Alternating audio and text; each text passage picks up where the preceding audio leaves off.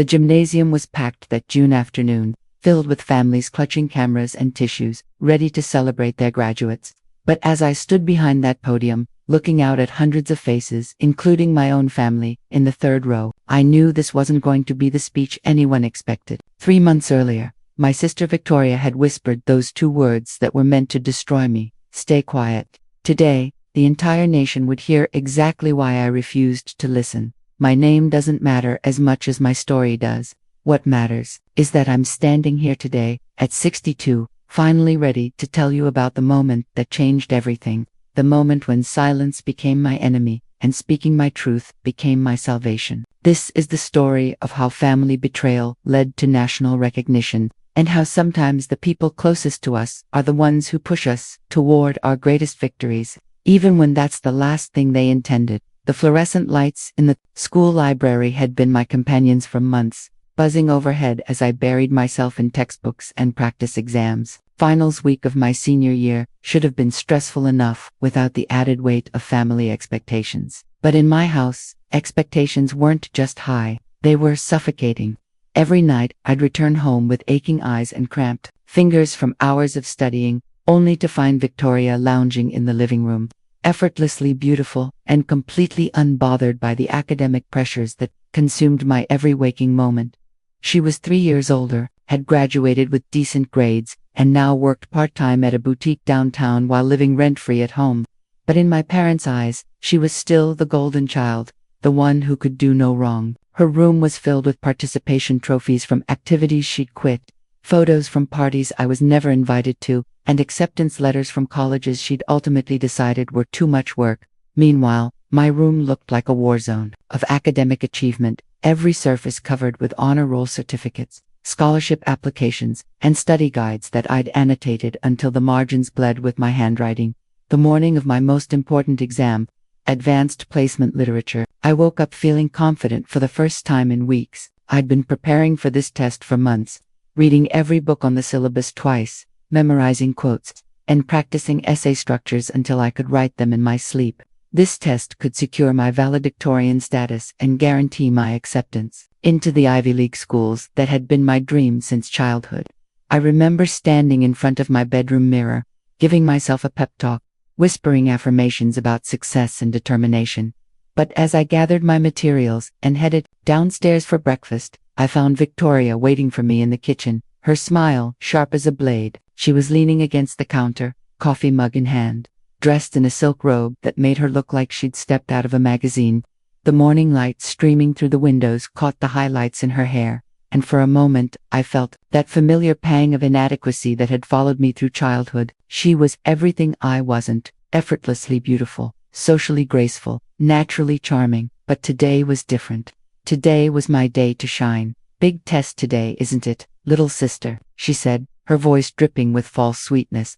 I nodded, trying to maintain my confidence as I grabbed a piece of toast and my car keys. But then she moved closer, and I could smell her expensive perfume mixed with something else, something that made my stomach turn. It was the scent of malice, of carefully planned cruelty. She placed her hand on my shoulder, her grip just a little too tight, her nails digging slightly into my skin through my sweater. "You know," she whispered, her mouth so close to my ear that I could feel her breath, "all these years of watching you stress and study and sacrifice everything for grades, I've been wondering something." She paused, letting the tension build, savoring the moment like a cat playing with a wounded bird. "What happens when all that effort still isn't enough? When you realize that some people are just naturally better than others?" I tried to pull away, but her grip tightened. In that kitchen, with the morning sun making everything look deceptively peaceful, she delivered the words that would haunt me for months. "Stay quiet during the test, little sister. Accept your place. Stop trying so hard to be something you're not. Some of us are meant to shine, and others... She smiled, a cold, calculated expression that I'd never seen before. "Others are meant to stay in the shadows where they belong." The words hit me like physical blows. This wasn't just casual sibling rivalry or thoughtless teasing. This was intentional, calculated cruelty from someone who was supposed to love and support me. As I stumbled out of the house and drove to school, her words echoing in my mind, I felt something break inside me. It wasn't just my heart or my confidence, It was my faith in family itself. Don't forget to leave your thoughts in the comments.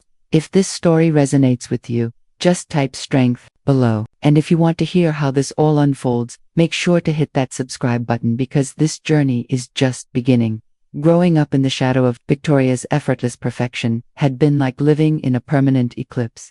From the time we were children, she was the sun everyone revolved around, while I was expected to be grateful for whatever dim light managed to reach me. Our house in suburban Connecticut was a shrine to her achievements. Her photos lining the mantelpiece, her artwork still hanging on the refrigerator years after she'd lost interest in creating it. I remember being 7 years old, proudly showing my parents a story I'd written about a brave little mouse who saved her family from a cat. I'd worked on it for weeks, carefully crafting each sentence, drawing illustrations in the margins with my colored pencils. But when I presented it at dinner, my mother barely glanced at it before turning to Victoria, who had just walked in wearing her dance recital costume. "Victoria, sweetie, show us that pirouette again," my mother cooed, completely forgetting about my story, which lay abandoned next to my barely touched plate of meatloaf. That pattern repeated itself throughout our childhood. When I won the school spelling bee in 4th grade, the celebration lasted exactly as long as it took Victoria to mention. She'd been invited to a popular girl's birthday party.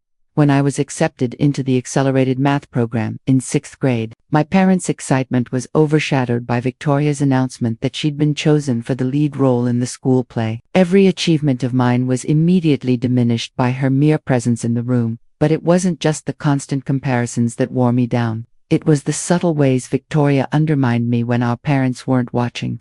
She would accidentally delete my homework files from the family computer, claiming she thought they were old documents. She would hide my textbooks and pretend to help me look for them, watching with barely concealed amusement as I panicked about missing assignments. When friends called the house phone, she would tell them I was too busy studying to come to social events, effectively isolating me from any chance at a normal teenage social life. By high school, I had learned to expect nothing from my family in terms of support or recognition. I stopped sharing my achievements, stopped expecting congratulations, stopped believing that I deserved the same level of love and attention that Victoria received simply by existing. Instead, I poured everything into my academics, finding solace in the objective nature of grades and test scores.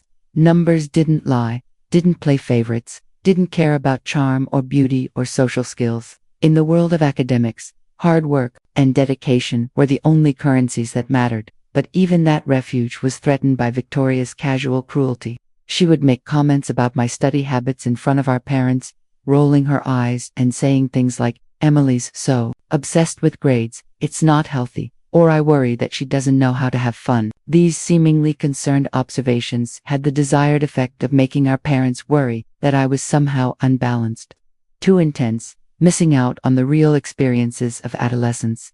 The truth was, Victoria was threatened by my academic success, because it was the one area where her natural advantages couldn't compete with my determination. She had been born with the kind of effortless beauty and social grace that opened doors, but she had never developed the discipline or work ethic necessary for real achievement. My success highlighted her laziness, and rather than rising to meet the challenge, she had chosen to try to drag me down to her level. As we got older, her sabotage became more sophisticated. She would time her dramatic emotional crises to coincide with my important exams or project deadlines, ensuring that the household was in chaos when I needed quiet and focus. She would invite loud, disruptive friends over during my study sessions, claiming she had forgotten about my schedule. She would even go so far as to schedule family dinners at restaurants during my planned study time, then act hurt when I asked if we could reschedule. The morning of my AP Literature exam, when she whispered those crushing words in the kitchen, wasn't an isolated incident of cruelty. It was the culmination of years of systematic psychological warfare, designed to keep me from achieving the success that would finally prove my worth. But what Victoria hadn't counted on was that years of her treatment had also made me incredibly resilient. I had learned to find strength in solitude, to derive motivation from adversity, and to trust in my own abilities even when no one else believed in me. This is where things get really intense, and I can promise you the best is yet to come. If you're finding strength in this story, like so many others have, don't forget to subscribe to hear how this all unfolds. The days following, Victoria's cruel whisper in the kitchen were some of the darkest of my life.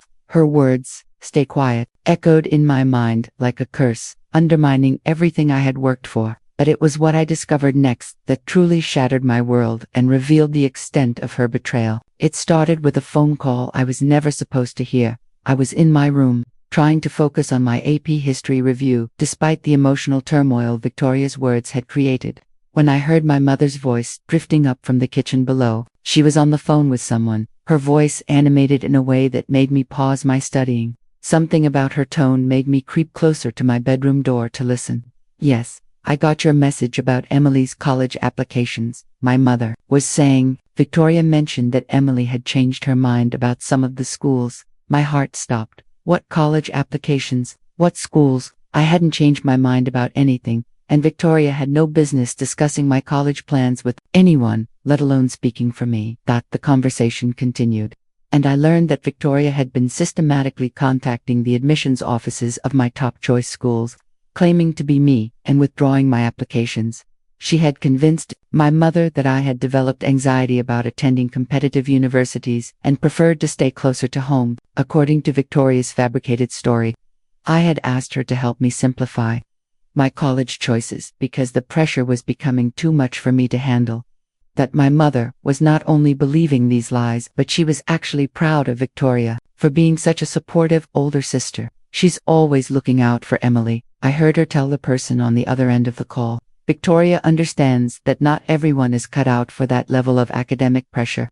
Sometimes the best thing you can do for someone is help them lower their expectations." I stood frozen in my doorway, my AP history textbook clutched to my chest, as the full scope of Victoria's betrayal became clear. She hadn't just been casually cruel or thoughtlessly competitive. She had been actively, methodically sabotaging my future, and she had convinced our parents that she was doing it out of love and concern for my well-being. The sophistication of her manipulation was breathtaking in its cruelty. Over the next few days, I began to piece together other incidents that I had previously attributed to bad luck or coincidence.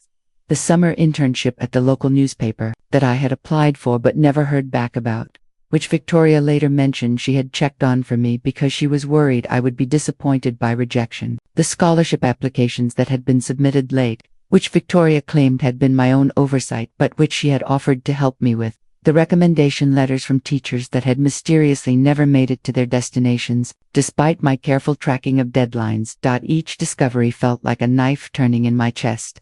This was my sister, the person who had shared a bedroom with me for 10 years, who knew my dreams and fears better than anyone, and she had been destroying my future while positioning herself as my caring protector. The psychological manipulation was so complete that she had even convinced me to doubt myself on multiple occasions. I remembered times when I had thanked her for her help and support, never realizing that her assistance was actually sabotage. I remembered feeling grateful when she would take care of administrative tasks that I was supposedly too stressed to handle myself, not knowing that she was using those opportunities to undermine my efforts. The girl who had pretended to proofread my essays was the same girl who was telling college admissions officers that I was too fragile for higher education. The most devastating discovery came when I found a notebook in Victoria's room, left carelessly open on her desk when she went out with friends. It was filled with detailed plans for undermining my success, written in her careful handwriting like a military campaign strategy. She had been documenting my schedule, my goals, my insecurities, and my achievements, then systematically targeting each area with precision strikes designed to maximize damage while maintaining her cover as the caring older sister. One entry, dated 6 months earlier, read, "E is applying for valedictorian status. Need to create doubt about her abilities without being obvious. Plan. Mention to mom that E seems overwhelmed. Suggest that she's pushing herself too hard. Plant seeds that her perfectionism is unhealthy. Also, find out when her most important tests are and create distractions on those days." Another entry, more recent, contained detailed information about my college application timeline and a list of schools with notes like "already contacted." Claimed E withdrew due to anxiety and target for next week. Use mom as intermediary. She had been tracking my dreams like a hunter tracking prey, methodically eliminating each opportunity with surgical precision. But the entry that broke my heart completely was the most recent one. written just days before her kitchen encounter. Final push needed. E is getting too confident about valedictorian. Direct confrontation required. Need to plant doubt about her worthiness before big test. Goal: break her confidence so completely that she sabotages herself, then I won't need to do it for her. Reading those words, I understood that the cruelty in the kitchen hadn't been spontaneous malice. It had been a calculated psychological attack designed to destroy my confidence at the most crucial moment of my academic career. Victoria hadn't just wanted me to fail. She had wanted me to believe that I deserved to fail, that my dreams were unrealistic, and that my place was in the shadows she had mentioned. The notebook also revealed something else that chilled me too. The bone. She had been planning this campaign of sabotage for years. Entries dating back to middle school detailed smaller acts of undermining that I had never connected, creating a pattern of manipulation that had shaped my entire adolescent experience. She had stolen opportunities, sabotaged friendships, and undermined my confidence so consistently and skillfully that I had begun to believe that my lack of social success and my struggles were natural rather than manufactured. In that moment, sitting in Victoria's room with her notebook of calculated cruelties open in my lap, I felt something shift inside me. The hurt and betrayal were still there, sharp and fresh, but they were joined by something else, a cold, pure rage that crystallized into diamond-hard determination. Victoria had spent years trying to convince me that I wasn't worthy of success, that I should stay quiet and accept my lesser place, but her very efforts had revealed how much she feared my potential.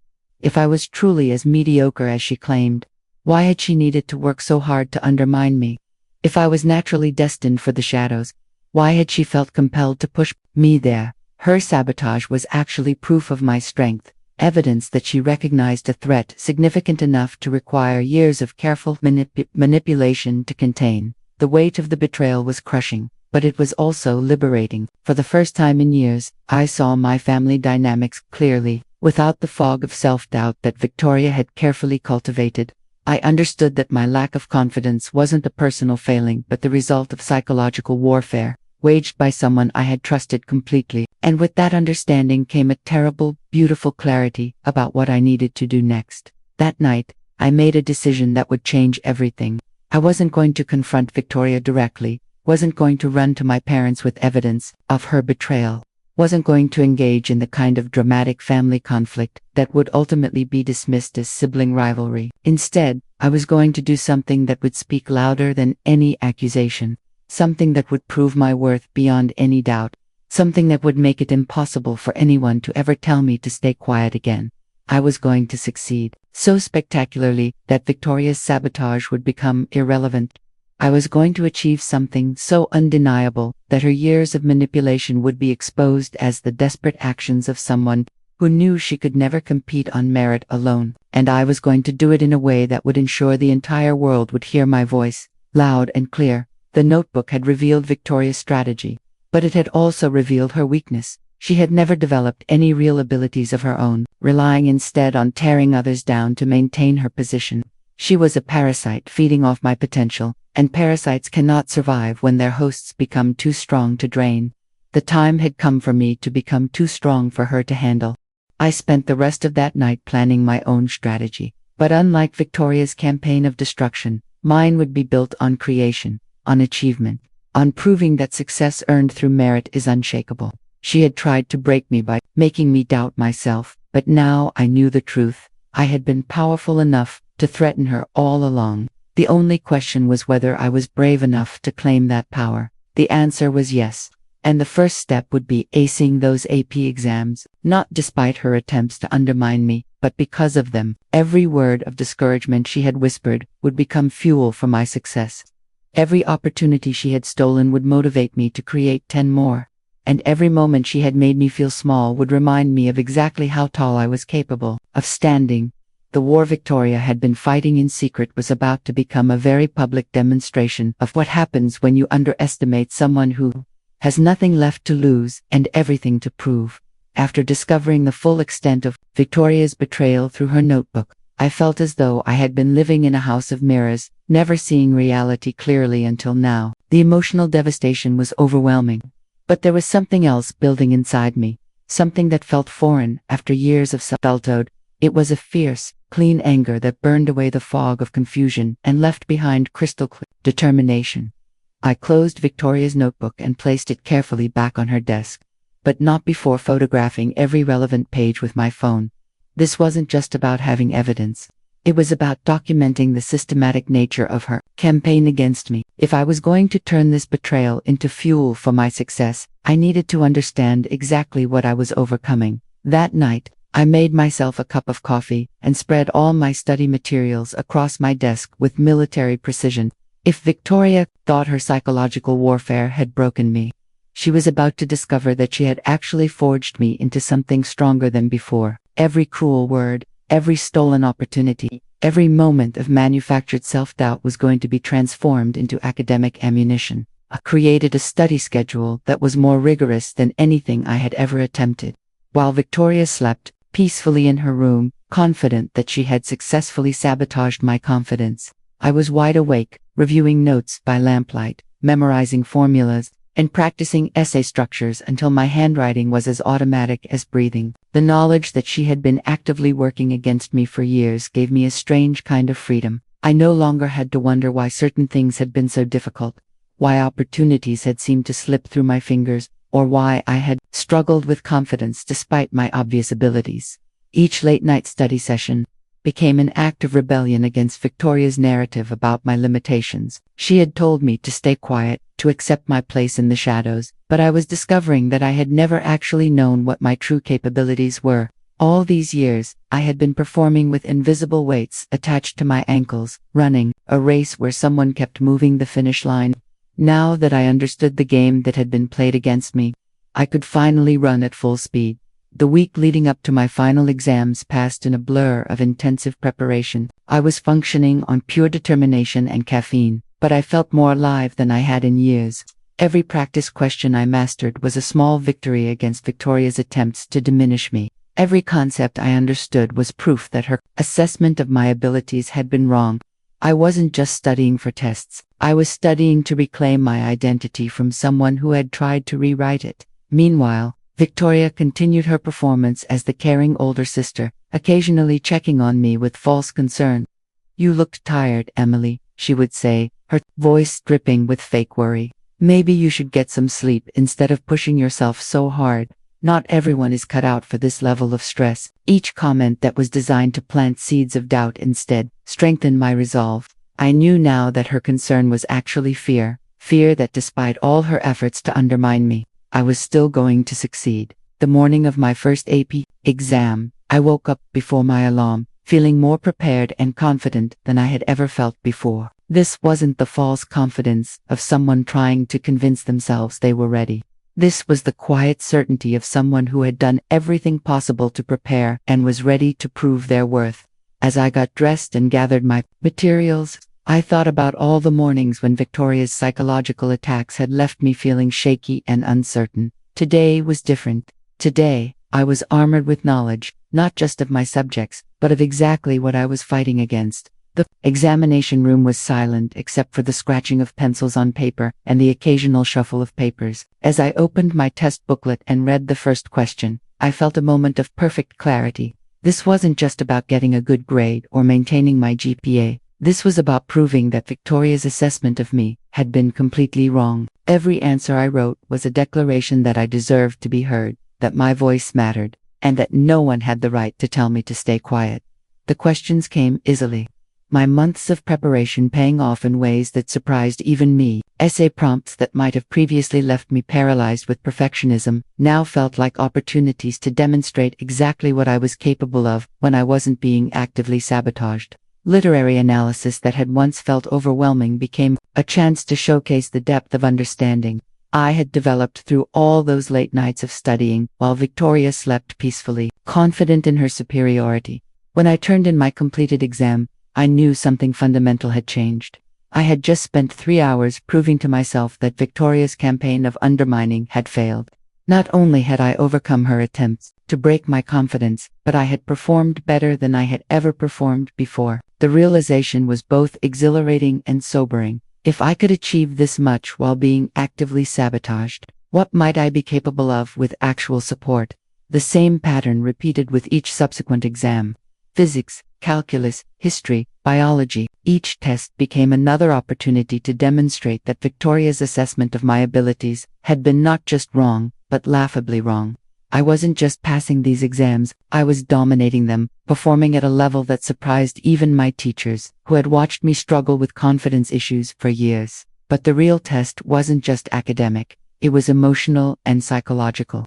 Each day, I had to resist the urge to confront Victoria with what I had discovered, to expose her betrayal to our parents, to engage in the kind of dramatic family conflict that would ultimately distract me from my goals. Instead, I channeled every ounce of hurt and anger into my performance, using her betrayal as fuel rather than letting it consume me. The waiting period after completing all my exams was agonizing, not because I was worried about my performance, but because I knew that the results would either validate everything I had discovered about myself or confirm Victoria's narrative about my limitations. But deep down, I knew what the outcome would be. I had felt the difference in my performance, had experienced what it was like to work at full capacity without psychological sabotage weighing me down. When the results finally arrived in the mail, I was alone in the house. Victoria and my parents, having gone out for what they called a celebration lunch for Victoria's part-time job promotion. I opened each envelope with steady hands, reading the scores that would determine not just my academic standing, but my entire understanding of my own capabilities. The numbers on those pages were more than test scores. They were proof of everything I had begun to suspect about Victoria's campaign against me.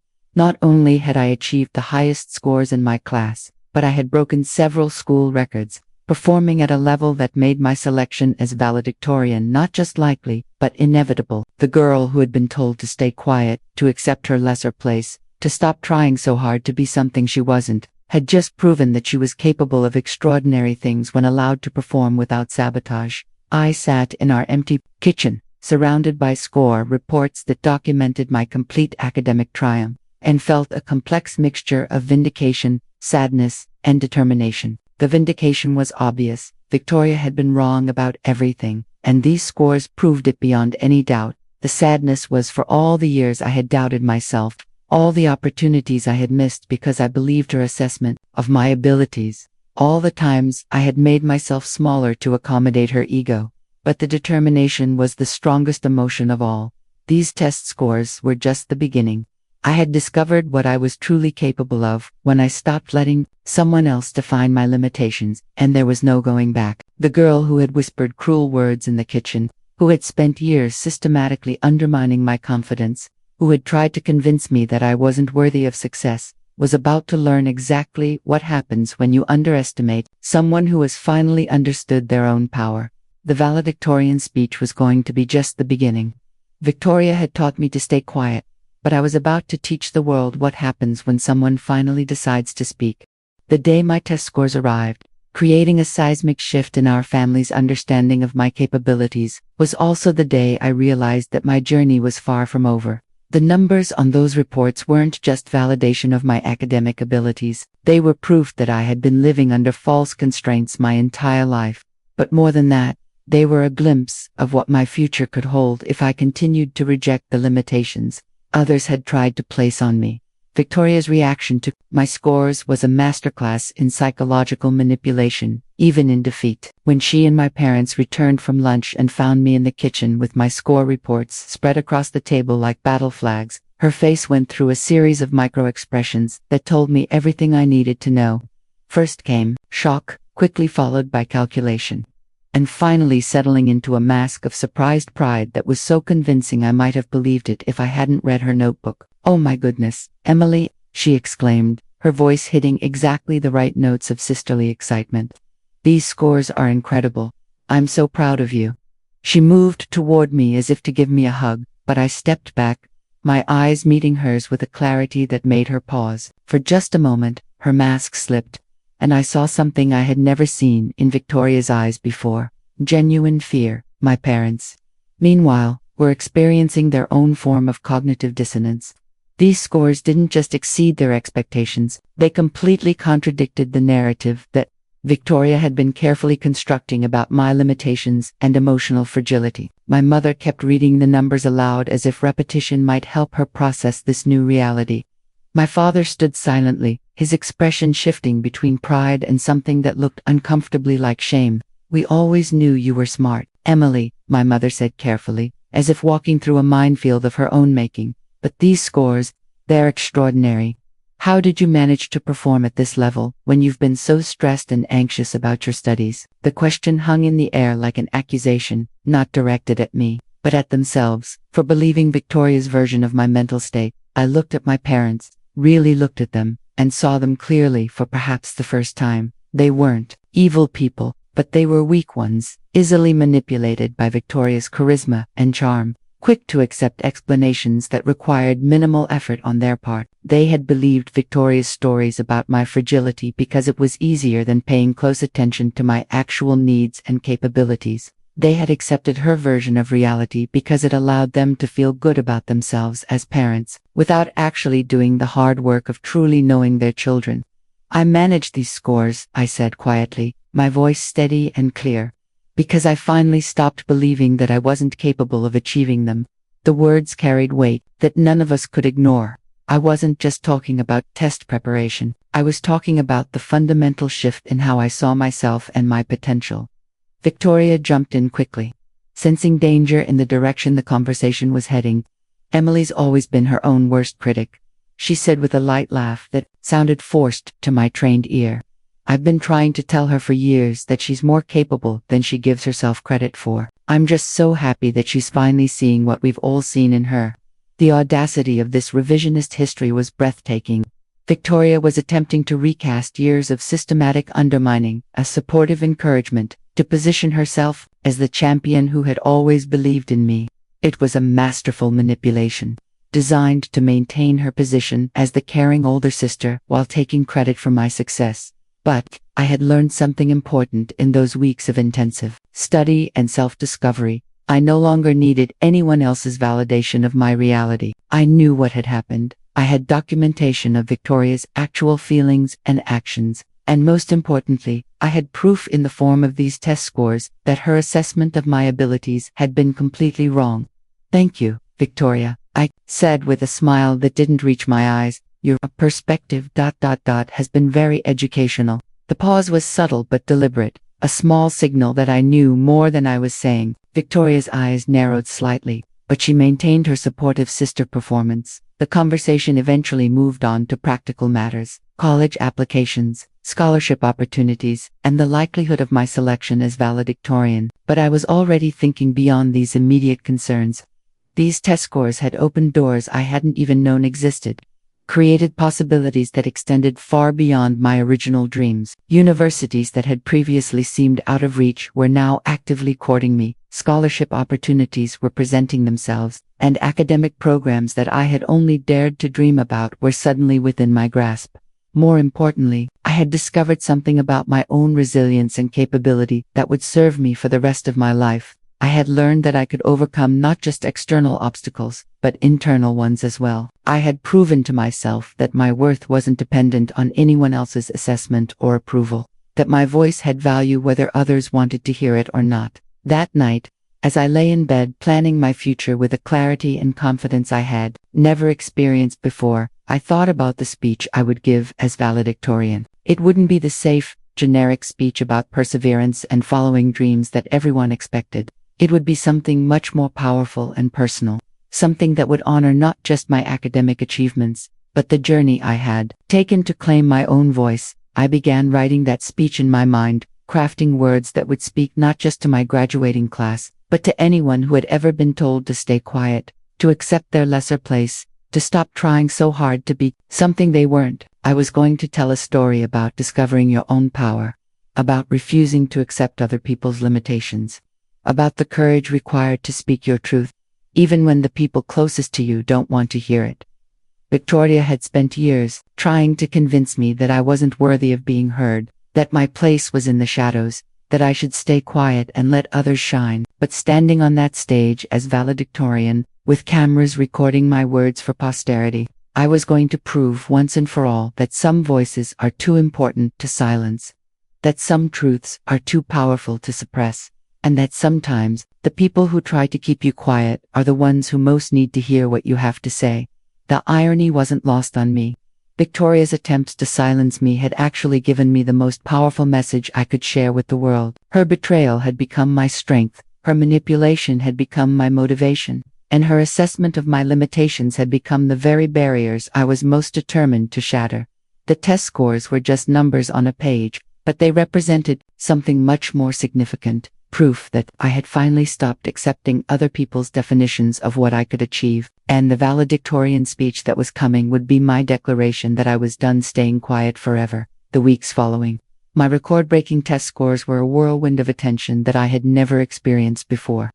College recruiters, who had previously shown polite interest, were now calling daily. Scholarship committees that had been out of reach were suddenly accessible, and teachers who had known me for years were looking at me with new eyes, as if they were seeing me clearly, for the first time. But the most significant change was happening within our family dynamic. My parents, forced to confront the reality of my capabilities, began to question other assumptions they had made about both of their daughters. They started paying closer attention to the details of our interactions, noticing patterns they had previously overlooked or dismissed. The shift became apparent during a family dinner, when my mother mentioned a call she had received from my AP literature teacher, Mrs. Henderson, who wanted to discuss my exceptional exam performance. She said something interesting, my mother told us, cutting her chicken with unusual precision. She mentioned that she was surprised by how much more confident you seemed during the exam compared to your usual classroom demeanor. She said it was like you were finally able to show what you were truly capable of.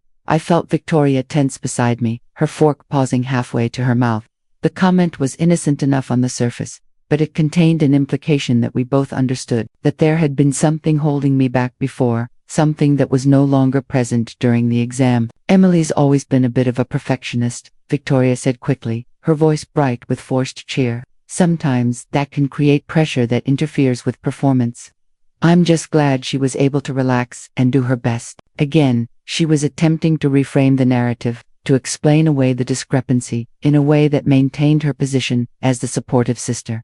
But my father, who had been unusually quiet since my scores arrived, looked up from his plate with an expression I couldn't quite read. Victoria, he said slowly, I've been thinking about something. Remember when you told us Emily had decided to withdraw from several college applications because she was feeling overwhelmed? Victoria's carefully maintained composure flickered for just a moment before she recovered. Yes, she said carefully. Emily was going through a really stressful period, and I thought it would be helpful if I handled some of the administrative details for her. I was just trying to be supportive. My father nodded thoughtfully, but his next words revealed that he was connecting dots Victoria had hoped would remain scattered. But looking at these test scores, at the way Emily's been handling the pressure of final exams, at the feedback we're getting from her teachers, I'm wondering if maybe we misunderstood the situation. Emily, did you actually ask Victoria to withdraw those applications? The question hung in the air like a thunderclap. The question hung in the air like a thunderclap. I felt the weight of the moment, knowing that my answer would either expose Victoria's deception or allow her to maintain the fiction she had so carefully constructed. I looked across the table at my sister, seeing the barely concealed panic in her eyes beneath her mask of concerned innocence. No, Dad, I said quietly, my voice steady despite the hammering of my heart. I never asked Victoria to withdraw any of my college applications. In fact, I never knew they had been withdrawn until I started getting confused calls from admissions offices about my apparent change of heart. The silence that followed was deafening. My mother's fork clattered against her plate, and my father's face went through a series of expressions as he processed the implications of what I had just revealed. Victoria's carefully constructed house of lies was beginning to crumble, and we could all feel the foundation shaking beneath us. That's not how I remember it, Victoria stammered, her usual confidence abandoning her for the first time in my memory. Emily, you were so stressed about everything, you were barely sleeping, and you mentioned feeling overwhelmed by all the choices. I thought I was helping by simplifying things for you, but my father wasn't finished connecting the dots. Victoria, if Emily never asked you to withdraw her applications, how did you have the authority to contact those schools on her behalf? How did you even have access to her application information? The question revealed the fatal flaw in Victoria's defense. She couldn't explain how she had managed to withdraw applications without exposing the extent of her deception. The careful planning and systematic sabotage that had gone into her campaign against me. She was trapped between admitting to outright fraud or maintaining a lie that was becoming increasingly implausible. I must have misunderstood, she said weakly, her voice lacking its usual commanding presence. Sometimes, when someone is under a lot of stress, they say things they don't mean, or they express wishes indirectly. I thought I was being a good sister by helping Emily avoid what seemed like an overwhelming situation. My mother, who had been silent during this exchange, suddenly spoke up with a sharpness I rarely heard in her voice. Victoria, are you telling us that you contacted Emily's college choices and withdrew her applications based on what you thought she might have meant, rather than what she actually asked you to do? The interrogation was gentle but relentless, and I could see Victoria realizing that her parents were no longer the easily manipulated allies she had counted on for so many years. My extraordinary test scores had forced them to reevaluate everything they thought they knew about both of their daughters, and the contradictions in Victoria's story were becoming impossible to ignore. It wasn't like that, Victoria protested, her voice rising slightly in pitch as panic began to break through her composure. I was just trying to protect Emily from disappointment. You know how sensitive she can be about failure, and I thought it would be better if she focused on more realistic options. The phrase more realistic options was particularly damning, revealing Victoria's true assessment of my capabilities despite her recent claims about always believing in me. My father caught it immediately, his eyebrows raising as he processed the contradiction. But Victoria, he said slowly, Emily's test scores are anything but realistic limitations. These scores suggest she could get into virtually any university in the country. Why would you think she needed to focus on more realistic options when she's clearly capable of competing at the highest levels? I watched Victoria struggle to find an answer that would reconcile her years of undermining me with her current claims of supportive sisterhood. The cognitive dissonance was too great, the contradictions too obvious, and for the first time in our relationship, she was the one who looked small and uncertain, while I sat quietly, letting the truth speak for itself. I think, my mother said carefully, her voice carrying a weight of dawning realization, we need to have a much longer conversation about what's been happening in this family. There seemed to be some significant misunderstandings about everyone's roles and motivations. That conversation never happened the way my mother intended, because 3 days later, Victoria packed her bags and moved in with a friend, claiming she needed space to figure things out. Her departure removed the immediate tension from our household, but it also left behind a vacuum where years of family dynamics had been built around accommodating her needs and managing her moods. In the quiet that followed Victoria's exit, my parents and I began to have the kinds of conversations we should have been having for years. They asked about my college aspirations, my career goals, my experiences in school, and for the first time, they listened to my answers without filtering them through Victoria's interpretations or adjustments. The process of rebuilding our family relationships was slow and sometimes painful, requiring all of us to acknowledge years of misunderstandings and missed opportunities. My parents had to confront their own biases and assumptions, recognizing how their favoritism had damaged both of their daughters in different ways. I had to learn how to trust their interest and support after years of feeling invisible and undervalued.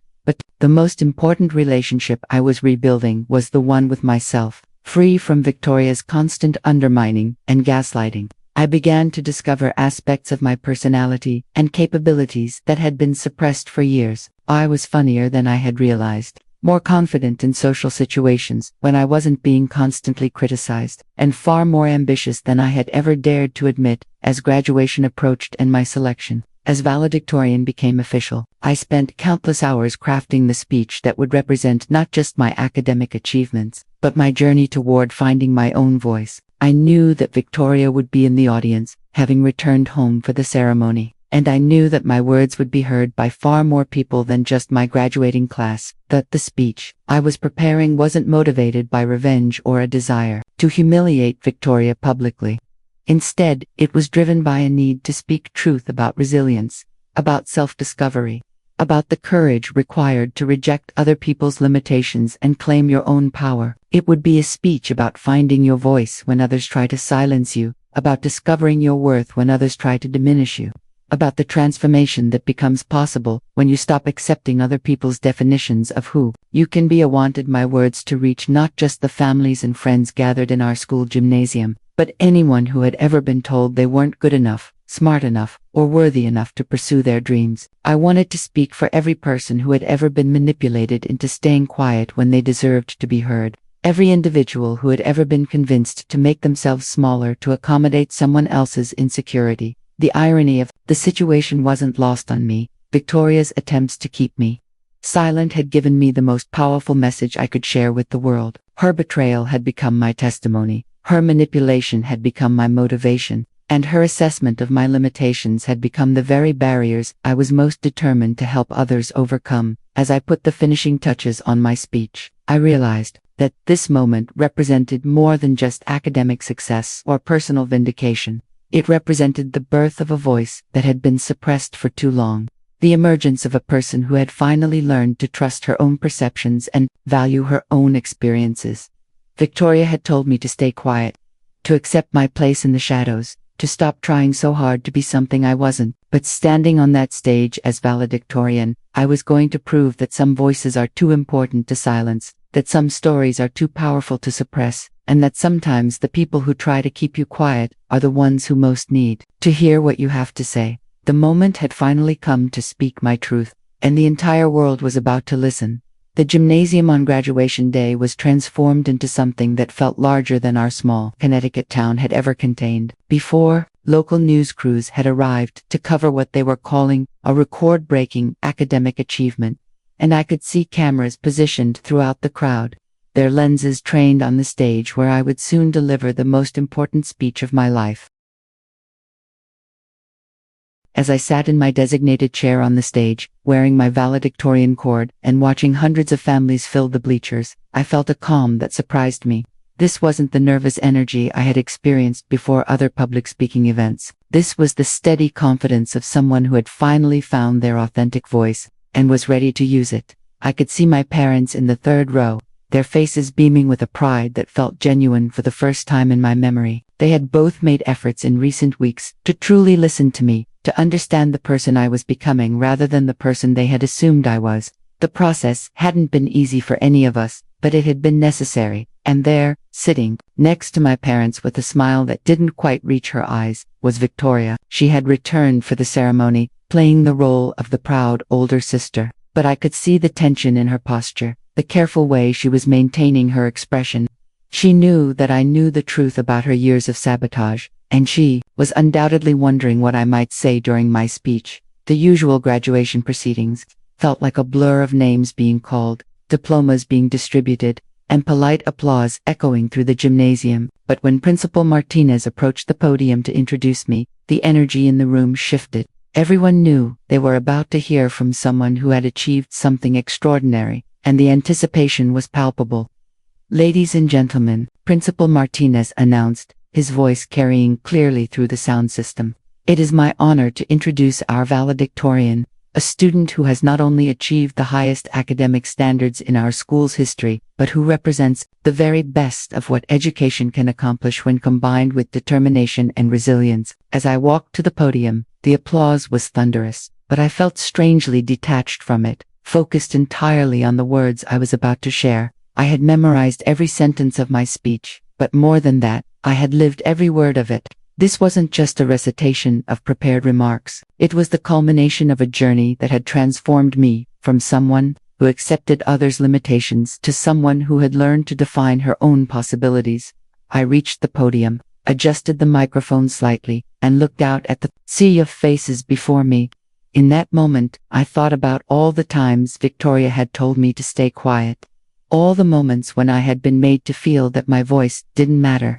All the years when I had believed that my place was in the shadows. Today, standing in the bright lights with cameras recording my every word, I was about to prove how wrong those assessments had been. 4 months ago, I began, my voice clear and strong. Someone very close to me told me to stay quiet. They suggested that I should accept my place, stop trying so hard to be something I wasn't, and recognize that some people are meant to shine while others are meant to remain in the shadows. The gymnasium fell absolutely silent. This wasn't the typical valedictorian speech about following dreams and working hard. This was something more personal, more immediate, and everyone could sense it.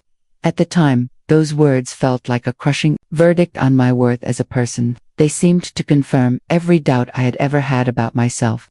every fear that maybe I wasn't as capable or deserving as I had hoped to be. For a moment, I almost believed them. I almost accepted that assessment of my limitations and potential. I could see Victoria in the audience, her face pale as she realized where this speech was heading. My parents looked confused but attentive, sensing that they were hearing something important but not yet understanding its full implications.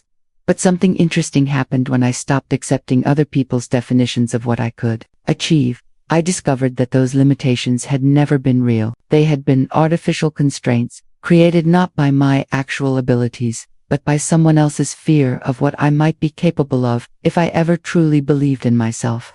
The audience was completely captivated now, hanging on every word. I could see people leaning forward in their seats, parents putting down their phones to give me their full attention, graduates turning in their chairs to focus entirely on what I was saying. The test scores that earned me this valedictorian position weren't just academic achievements. They were proof that I had been living far below my actual potential, held back not by any inherent limitations, but by accepting someone else's assessment of my worth. When I finally rejected those external constraints and decided to see what I was truly capable of, the results exceeded even my own expectations. I paused, letting the weight of these words settle over the audience.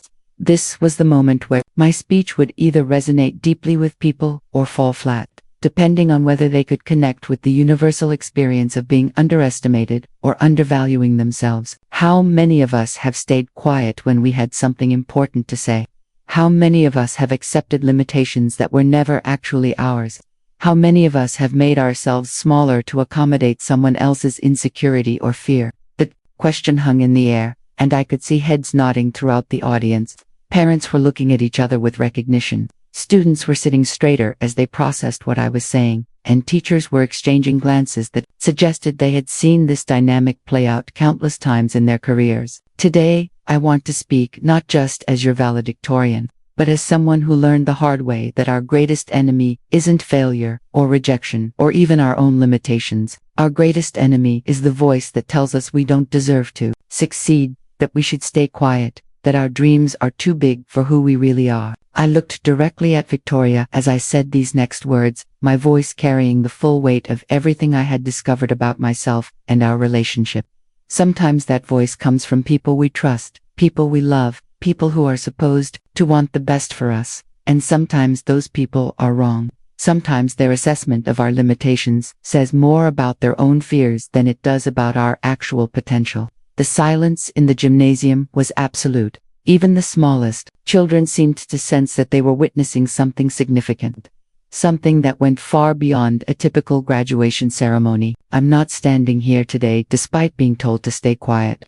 I'm standing here because being told to stay quiet taught me something crucial about the power of my own voice. It taught me that if someone is working that hard to silence you, it's probably because what you have to say is worth hearing. The eruption of applause that followed was unlike anything I had ever experienced. It wasn't just polite graduation applause. It was the kind of sustained, emotional response that comes when people recognize truth being spoken directly to their hearts. I stood at the podium, overwhelmed by the power of finally using my voice to speak about experiences that so many people had shared but few had ever articulated. As the applause continued, I looked out at Victoria one more time. She was sitting perfectly still, her face unreadable, but I could see tears in her eyes. Whether they were tears of guilt, recognition, or something else entirely, I didn't know. But for the first time in our relationship, she was the one who looked small and uncertain, while I stood tall and confident. The rest of my speech focused on the broader implications of finding your voice, on the responsibility we all have to speak up for ourselves and others, on the importance of rejecting artificial limitations and pursuing our authentic potential. But the damage had already been done to Victoria's carefully constructed public image, and the healing had already begun for everyone who had ever been told they weren't enough. When I finished speaking and returned to my seat, the standing ovation lasted for several minutes. People weren't just applauding my academic achievements. They were applauding the courage it had taken to speak such personal truth in such a public forum, to transform private pain into a universal message of empowerment. As the ceremony continued with the actual diploma presentations, I felt a sense of completion that went far beyond academic accomplishment. I had used the platform Victoria never expected me to have to speak the words she never wanted me to say, and in doing so, I had finally claimed my own voice in the most public way possible. The girl who had been told to stay quiet had just spoken her truth to the world, and the world had listened. The immediate aftermath of my speech was unlike anything I could have imagined. As soon as the ceremony concluded and families began mingling in the gymnasium, I found myself surrounded by people I had never met, all wanting to share their own stories of being underestimated, silenced, or held back by others' limitations. A mother approached me with tears streaming down her face, telling me how my words had made her realize she had been suppressing her own daughter's ambitions out of fear. A teacher pulled me aside to explain how she had watched countless bright students diminish themselves to avoid threatening their siblings or friends. Even other graduates from my class, people I had known for years but never truly connected with, were sharing stories about times they had stayed quiet when they should have spoken up. But the most significant reaction came from the local news crew that had been recording the ceremony. The reporter, a professional woman in her 40s, approached me with an expression of barely contained excitement. "I've been covering graduation ceremonies for over a decade," she told me, her voice urgent with enthusiasm. "And I have never heard a valedictorian speech like that. Would you be willing to do an interview about what you shared today? I think your message needs to reach a much wider audience." Within hours, my speech was being shared on social media platforms across the country. The local news segment about my graduation had been picked up by national outlets, and by evening, I was receiving interview requests from major networks. The message that had started as a personal reckoning with family betrayal had somehow struck a universal chord that resonated far beyond our small Connecticut town. Meanwhile, Victoria had disappeared immediately after the ceremony, avoiding the reception and leaving without speaking to anyone. My parents found themselves in the awkward position of explaining her absence while simultaneously trying to process what they had learned about our family dynamics through my public revelation. "We had no idea," my mother kept repeating to relatives and family friends who asked about Victoria's whereabouts. "We thought we were protecting both of our daughters, but we realized now that we may have been enabling something very damaging instead." The conversations with my parents that followed over the next several days were some of the most difficult and important of our relationship. They had to confront the reality that their favoritism had created a toxic dynamic that had damaged both of their children, and I had to decide whether I was willing to forgive years of neglect and misunderstanding. "Your speech," my father said during one of these conversations, "made us realize that we failed you in ways we never even recognized. We thought Victoria was protecting you, guiding you, helping you manage stress and pressure. We never imagined that she might be actively working against your success." My mother was even more direct in her acknowledgement of their failures. "We chose to see what was easiest to see," she admitted, her voice heavy with regret. "Victoria made it simple for us to believe that you were fragile, that you needed protection from your own ambitions. We never looked closely enough to realize that you were actually incredibly strong and capable." These conversations were painful but necessary, creating space for a new kind of relationship built on honesty rather than assumptions, on actual communication rather than Victoria's filtered interpretations of my thoughts and feelings. But the most unexpected consequence of my speech came 3 weeks later, when Victoria finally returned to face what she had done. She appeared at our door one evening, looking smaller and more uncertain than I had ever seen her. The confident, manipulative sister who had controlled our family dynamics for so many years was gone, replaced by someone who finally understood the full impact of her actions. "I need to talk to you," she said simply, her voice lacking its usual commanding presence. "I need to explain. And I need to apologize, and I need to try to make this right somehow." The conversation that followed was unlike any we had ever had. For the first time in our relationship, Victoria spoke without calculation, without manipulation, without trying to control the narrative or manage my responses. She talked about her own insecurities, her fear of being overshadowed by my academic abilities, her desperate need to maintain her position as the favored child even at the cost of sabotaging my future. "I told myself I was protecting you," she said, tears streaming down her face. "I convinced myself that your dreams were unrealistic, that you would be hurt by disappointment, that I was being a good sister by lowering your expectations. But the truth is, I was terrified of what would happen to my place in this family if you achieved everything you were capable of." Her confession was comprehensive, covering years of systematic sabotage that had been even more extensive than I had realized through her notebook. She had not only withdrawn college applications and spread misinformation about my emotional state, but had also interfered with scholarship opportunities, social relationships, and even romantic interests that she perceived as threats to her dominance. Your speech, she continued, made me realize that I had become the kind of person I never wanted to be. I had turned my own sister into an enemy, and I had convinced myself that your success would somehow diminish me. I was wrong about everything, and I'm sorry in ways that I don't have words for. The apology was genuine, but it didn't erase the years of damage or instantly repair the trust that had been shattered. Forgiveness, I realized, would be a process rather than a moment. Something that would need to be earned through changed behavior, rather than granted through words alone. But what Victoria's confession did provide was closure on a chapter of my life that had been defined by confusion and self-doubt. Understanding the full scope of her manipulation helped me separate her assessment of my limitations from my actual capabilities, allowing me to continue the process of discovering who I truly was when not viewed through the distorting lens of her insecurity. The national attention that followed my speech opened doors I had never imagined possible. Universities that had been out of reach due to Victoria's sabotage were now actively recruiting me, offering full scholarships and research opportunities that would allow me to pursue my academic interests at the highest levels. More importantly, I had been invited to speak at conferences and events focused on empowerment, resilience, and finding your voice in the face of opposition. My story had become bigger than my personal experience with family betrayal. It had become a symbol of what becomes possible when someone refuses to accept others' limitations, when they find the courage to speak their truth regardless of who might be uncomfortable hearing it, when they transform their pain into a message that can help others facing similar struggles. Standing in my childhood bedroom, packing for my freshman year at Harvard, I thought about the journey that had brought me to this moment.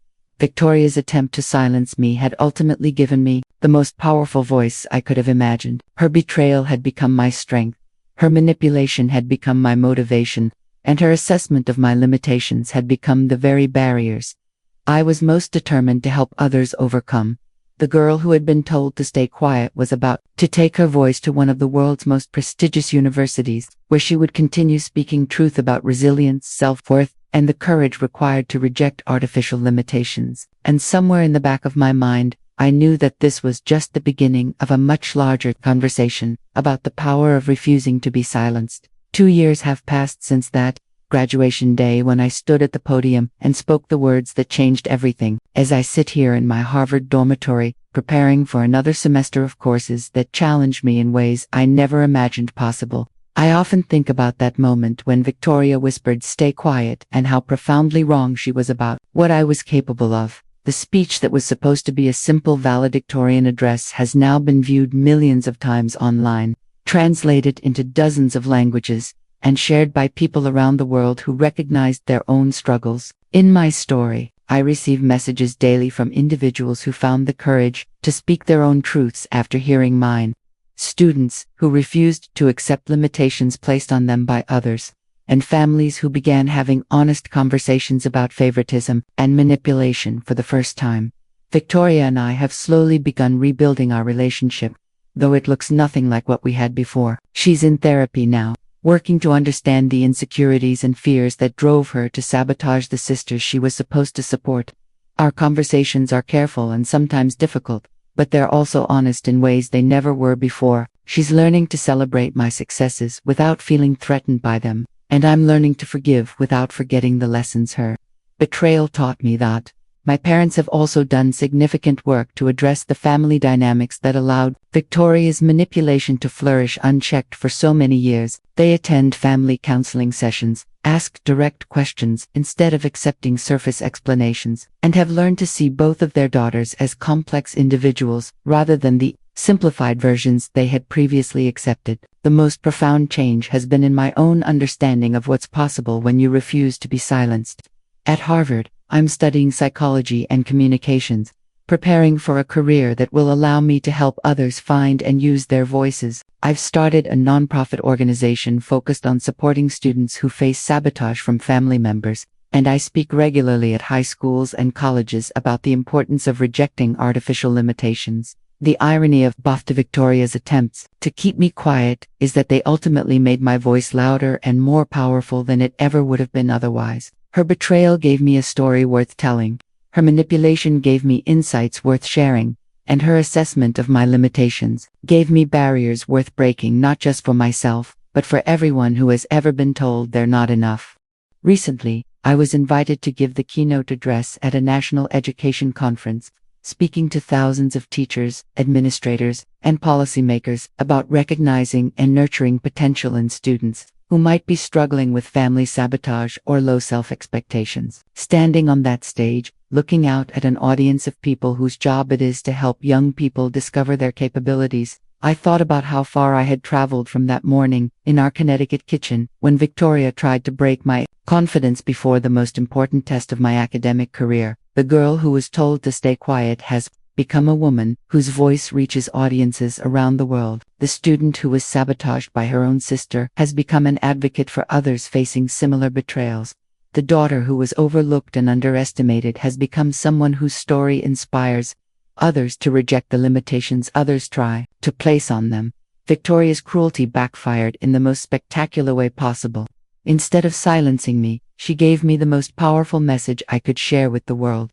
Instead of keeping me in the shadows, she motivated me to step into the brightest spotlight available. Instead of proving that I wasn't worthy of success, she provided the fuel I needed to achieve more than either of us had ever imagined possible. As I prepare for my junior year at Harvard, with graduate school applications ahead of me and a career in psychology and advocacy taking shape, I sometimes wonder what might have happened if Victoria had supported my dreams instead of sabotaging them. Would I have achieved as much without the motivation that her betrayal provided? Would I have developed the resilience and determination that came from overcoming her systematic attempts to undermine me?